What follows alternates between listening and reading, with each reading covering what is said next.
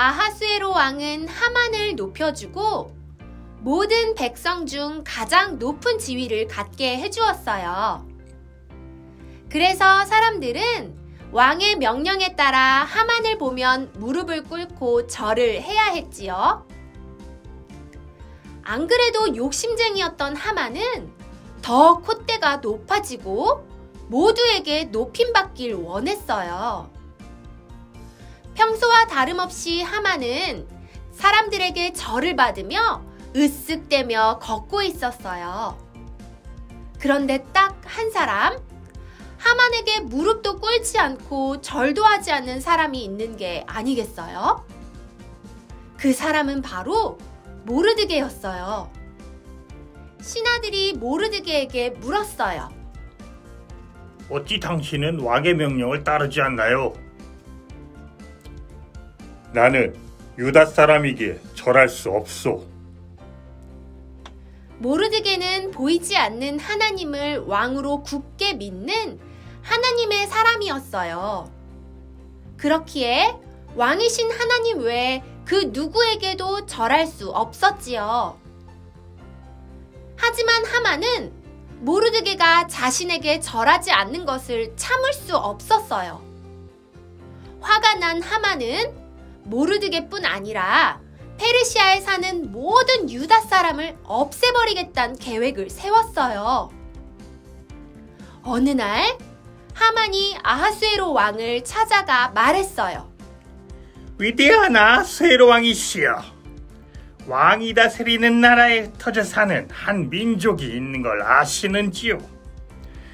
그들은 왕의 나라에 살면서도 자기들끼리 모여 살며 자기 민족의 법을 따라야 한다며 왕의 법을 지키지 않습니다. 그들을 그대로 두는 것은 옳지 않다고 봅니다. 왕이 옳게 여기신다면 그 백성을 완전히 없애라는 명령을 내려주십시오. 그러자 왕은 자신의 인장 반지를 빼어 하만에게 주었어요. 인장 반지는 왕이 중요한 일을 결정할 때 필요한 반지였어요. 아하수에로 왕이 유다인을 없애는 일을 허락한 것이에요.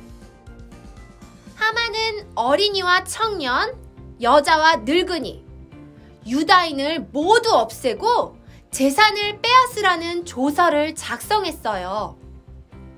그리고 이 조서를 페르시아의 온 동네에 보내어 지키게 했지요. 이 일을 알게 된 모르드게는 마음이 찢어질 듯 아팠어요. 모르드게는 옷을 찢고 굵은 베옷을 입고 재를 뒤집어 쓴 채 성 안으로 들어가 큰 소리로 울기 시작했어요. 이 소식을 들은 에스더는 신하 하닥을 보내 모르드게에게 무슨 일이 일어났는지 알아보았어요.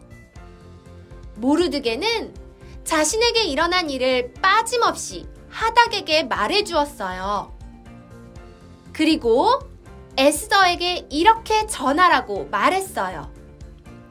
왕비여, 왕비의 민족인 유다 사람들을 구하기 위해 왕을 만나주소서. 그러자 근심이 가득해진 에스더는 모르드게에게 이렇게 전했어요. 남자든지 여자든지 왕이 부르시지 않으면 안뜰로 들어갈 수 없습니다. 이를 어기는 사람은 죽게 되어 있지요. 이는 모두가 다 아는 사실입니다. 왕이 금규를 내밀면 살 수 있겠지만 왕이 저를 부르시지 않으신 지가 벌써 30일이나 되었는데 어떻게 제가 먼저 찾아갈 수 있겠습니까? 이 말을 들은 모르드게는 다시 에스더에게 이렇게 전했어요. 지금 왕비께서 왕궁에 살고 계신다고 하여 이 일을 왕비만 피할 수 있다 생각하지 마십시오. 왕비가 잠잠히 있겠다 하여도 다른 사람의 도움으로 유다 사람은 구원을 얻을 것입니다. 하지만 왕비와 왕비의 집안은 멸망을 당하겠지요. 왕비가 지금 왕비의 자리에 오른 것도 이때를 위함인지 누가 압니까? 왕비인 에스더도 왕이 부르기 전까진 마음대로 왕 앞에 나갈 수 없었어요. 만약 왕이 만남을 허락하지 않으면 그 사람은 죽게 되는 법이 있었기 때문이에요. 그러니 에스더의 마음이 얼마나 고민되었을까요? 하지만 모르드게의 말을 들은 에스더는 믿음으로 굳게 다짐하며 말했어요. 성에 있는 유다 사람들을 다 모아 나를 위해 기도해 주세요. 간절하게 3일 동안 아무것도 먹지도 마시지도 않고 기도해 주세요. 저도 간절하게 기도하겠습니다. 그러한 후 법을 어기고서라도 왕에게 나아가겠습니다. 죽으면 죽겠습니다. 에스더는 자신이 죽을지도 모른다는 사실에 크게 고민했어요. 하지만 모르드게의 말을 들은 에스더는 왕이신 하나님이 자신을 이때를 위해 왕비로 세우신 것을 알았어요. 에스더는 믿음으로 굳게 다짐하고 기도하며 왕 앞에 나아가기로 했어요.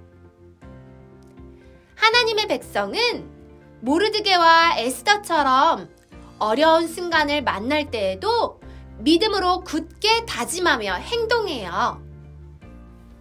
어려운 상황 속에서도 하나님을 향한 믿음으로 굳게 다짐하는 우리 친구들이 되어요.